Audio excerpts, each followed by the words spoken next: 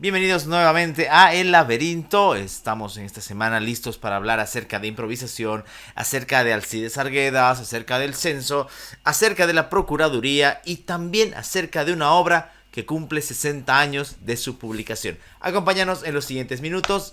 Bienvenidos. La Voz Universal TV presenta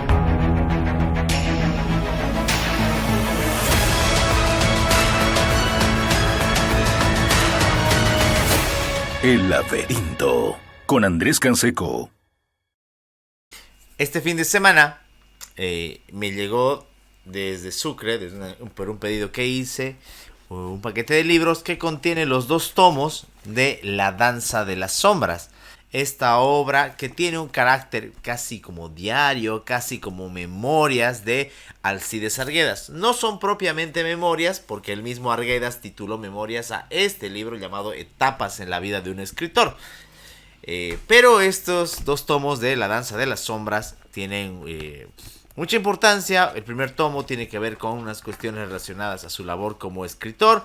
Y la segunda tiene el subtítulo de Guerra y Política. Recordemos, por supuesto, que Arguedas es uno de los mayores y más notables ensayistas en la historia de Bolivia, más allá de las polémicas que encierran sus obras hasta el día de hoy, como es Pueblo Enfermo, aparte de una tradición en el mundo de la novela, con Raza de Bronce. Pero hoy me quiero referir a una parte en específico que está en La Danza de las Sombras, en la página 111 del tomo 2. Menciona a Arguedas en esta página algo que bien puede, como varias cosas de su obra, traerse al presente. Menciona a Arguedas, y esto había dado por resultado algo deplorable y terrible. Los hombres de verdadero mérito se vieron pospuestos por simuladores y tuvieron que aislarse. Entonces llegó ese terrible periodo de las improvisaciones. Y ese es el tema de hoy. En nuestro primer bloque, el tema de la improvisación en Bolivia. No solamente tiene que ver con el censo a realizarse, sino tiene que ver con muchas de las cosas que ocurren en nuestra realidad política que a veces parece lejana, y en la realidad ciudadana que tenemos en el día a día. Lamentablemente, hace un par de días, y me tocó verlo de muy muy cerca, porque vivo en la zona, se incendió el mercado mutualista. No poco. Hubo una pérdida millonaria. Imagino que costará muchísimo a las personas que comercian y que trabajan ahí levantarse. Y varias de las quejas que se podían notar en vivo en ese momento estaban relacionadas a que no había cómo abastecer de agua a la gente para apagar el incendio. Y eso es la improvisación. Es esa cultura boliviana de la improvisación, como lo hemos dicho alguna vez. Uno, del no me va a pasar nada. Y 2, del ya veré qué hago después. Y menciono el tema del mercado mutualista en la ciudad de Santa Cruz de la Sierra, menciono el tema del censo, menciono el tema de la economía, menciono el tema de la producción, menciono el tema de la justicia. Todo aquello que está construido, al parecer, sobre una base de la improvisación. Y juega sobre todo esa mentira inicial de hacerle creer a la gente de que las cosas van marchando bien. Porque si recordamos las palabras de los personeros del INE, nos decían que estaba muy bien. Hace unos meses nos venían diciendo que todo estaba encaminado para que en el mes de noviembre se dé el censo. En la gestión 2022 se mentía, renunció el director del Instituto Nacional de Estadística, y aún así se seguía vendiendo esa idea de que todo iba a funcionar bien. Pero sigue Arguedas en este pasaje muy interesante. Improvisación, dice, y de las más imprudentes fue la misma elección presidencial de Gutiérrez Guerra. El terrible sistema en un país pobre y de pocos elementos preparados y sin bienestar económico hizo surgir sobre las grandes plataformas hombres sin el menor relieve moral o intelectual, peritos, cuando más, en un solo género de especulaciones y de los cuales, careciendo en absoluto de verdadera cultura, que da el sentido de la responsabilidad histórica, solo se preocuparon de juntarse en camarillas cerradas. Ahí está. Es la descripción perfecta del presente. hombres, como dice, sin el menor relieve moral o intelectual. ¿Qué es lo que ha ocurrido? No solo en el gobierno nacional, sino también en los departamentales y en los municipales. Cuando los ministerios y las secretarías se llenan de hombres sin el rigor moral e intelectual. Y el puesto queda para el más lambiscón. Y aquel que tiene algo de dignidad dura un tiempo y se va cuando ve que las cosas ya no las puede soportar más. Es ese también el problema. En el que se complica no solamente el caos burocrático, dando espacio a la corrupción, dando espacio a la prebenda, sino además se complica la vida del ciudadano. El tuit el otro día lo recuerdo de un amigo, de Marcelo Áñez, mencionaba que en Bolivia no es fácil no meterse en la política, que uno desearía no ser político de repente para no inmiscuirse en los problemas, pero el problema, decía él acertadamente, es que la política es invasiva, es que la política se mete con uno. Entonces el ciudadano, bueno, tiene que buscárselas. De repente no se meterá a un partido político en específico, pero sí reacciona. Y reacciona también contra esta improvisación que menciona Alcides Arguedas, que está presente, ya lo he dicho, no solamente en el censo, no solamente en los municipios, no solamente en las gobernaciones, sino está en todo. El arte de la improvisación puede ser bueno para algunas manifestaciones culturales, puede tomarse a chiste cuando se menciona a algunas personas que encuentran soluciones, está bien, pero no en la cuestión pública. Y es paradójico, ¿no? Porque mientras más se habla de planificación y se nos acusa a nosotros los liberales de no creer en la planificación, cosa que es errada, la improvisación viene de quienes dicen haberlo planificado todo de manera bastante maliciosa muchas veces. Eso es el apunte sobre Arguedas, la planificación y nuestra realidad. Y tal es nuestra improvisación, que además está bañada de la chabaganería. Menciono esto por el asunto de los constantes fallos y reveses en laudos arbitrales que viene teniendo el Estado boliviano frente a todo este asunto de la labor de la Procuraduría y los procesos internacionales. Más allá de que la Procuraduría está politizada, el abogado personal de Evo Morales es el Procurador General, el sujeto ¿cómo se llama? Wilfredo Chávez. Pero además está el asunto de no hacerse cargo de las cosas. El otro día mencionaba Chávez que la culpa de los reveses en las instancias internacionales que tenía el Estado boliviano eran culpa de MNR y ADN. Aparte de ser una manera de querer lavarse las manos, lo que hay también es una falta de respeto hacia la inteligencia del ciudadano. El MNR no gobierna este país desde el año 2004, que el vicepresidente era Carlos Mesa. ADN no gobierna este país desde el año 2002.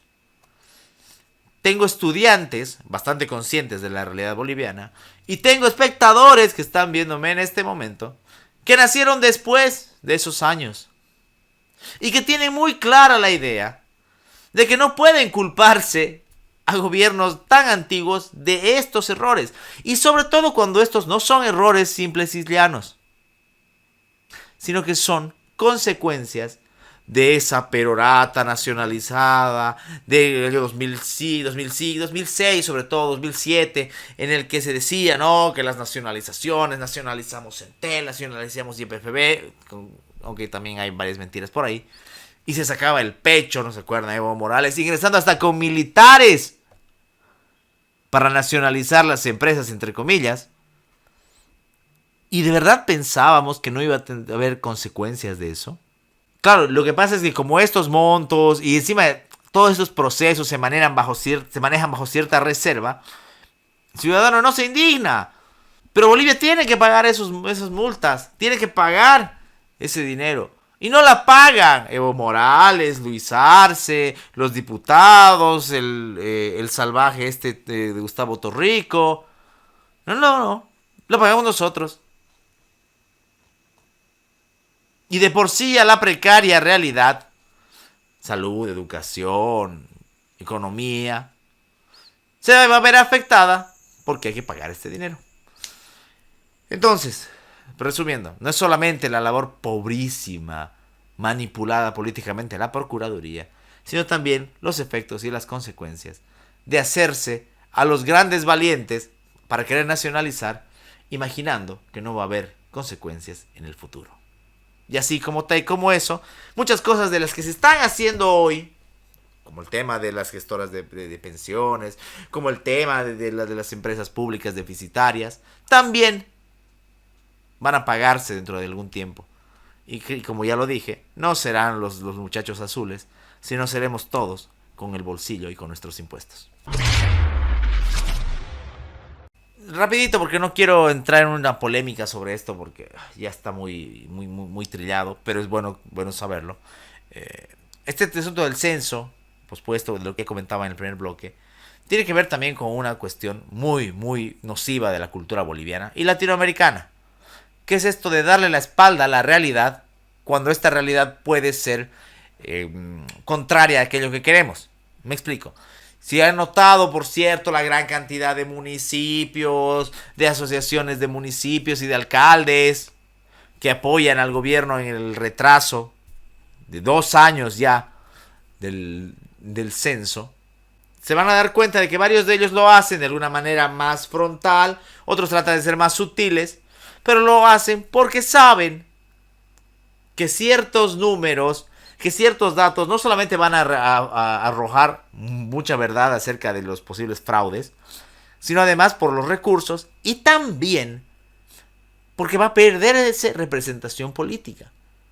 Y el censo, más allá de toda esta, como les digo, más allá de toda esta coyuntura, y más allá de que hay otros problemas de repente más importantes, no hay que tomar como si esto fuese lo único importante, refleja una realidad, o busca reflejar una realidad, de mejor manera, de manera más precaria, no lo sé, pero busca reflejarla.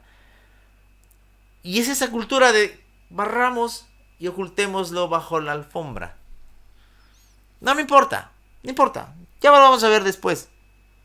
Y es así como muchos alcaldes y municipios se vuelven cómplices. Y no estoy hablando de esa sarta de estúpidos que dicen que hay que volver a su región para censarse. Esa gente no cuenta. No se puede respetar intelectualmente a esa gente. Pero sí de las autoridades que, con esa idea de no perder plata, porque no es una ganancia, no es un concurso, es un reflejo de la realidad. Más gente vive en uno, se asignan recursos, punto. Que quieren esconderse de esa verdad. Y ese es el problema en este caso, más allá de la disputa política.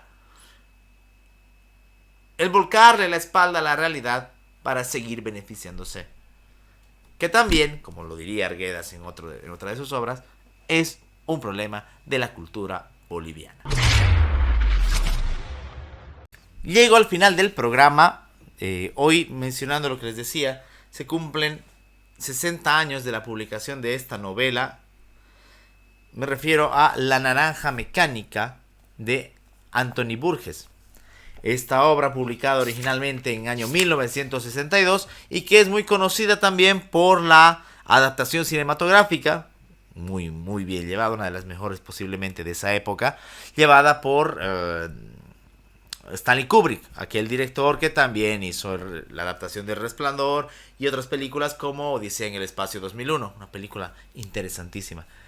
Pero bueno, la idea de la novela, más allá de pintarnos utilizando este género distópico, una sociedad violenta, porque lo que hace a la novela es la violencia como tal, hay un elemento a mí que me parece muy interesante mencionar hoy, que es el asunto de la reeducación.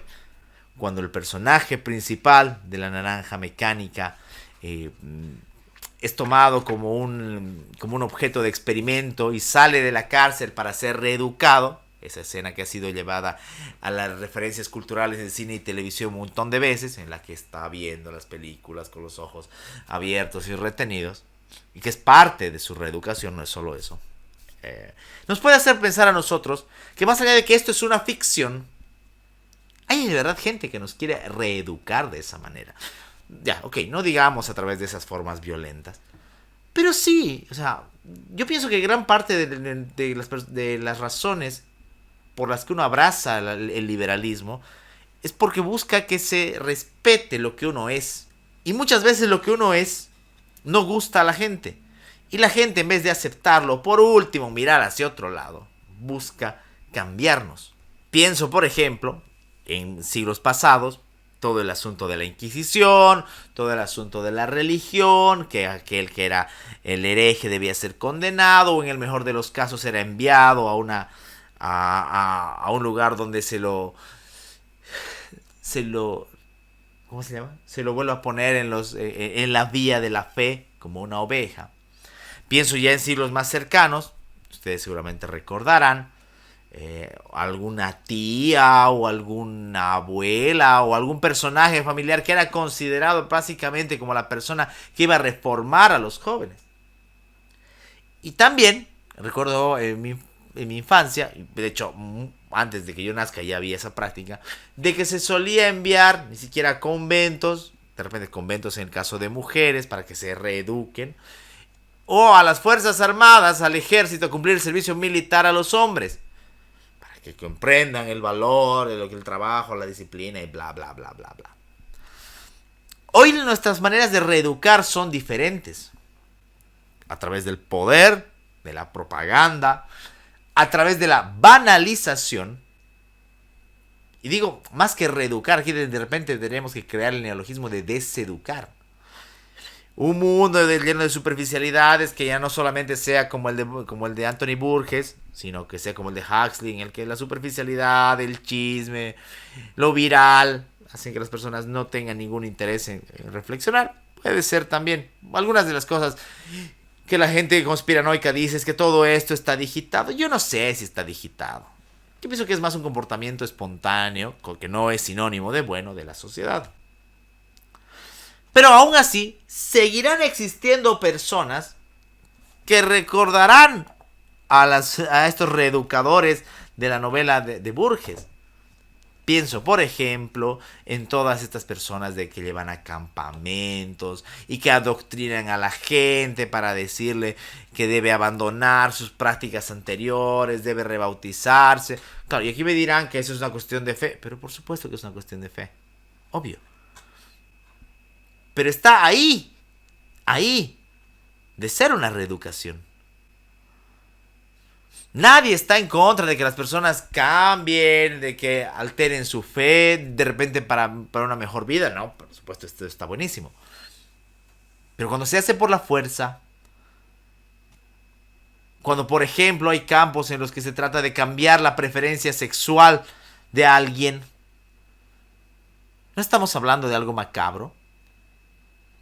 Claro, no se venden así, obviamente. Nadie va a decir, no venga a nuestro campamento en el que usted se volverá miembro de la familia tradicional. No hay eso. Pero sí hay maneras más sutiles. Y hay maneras también menos sutiles, como las que hace el Estado. A través de la educación.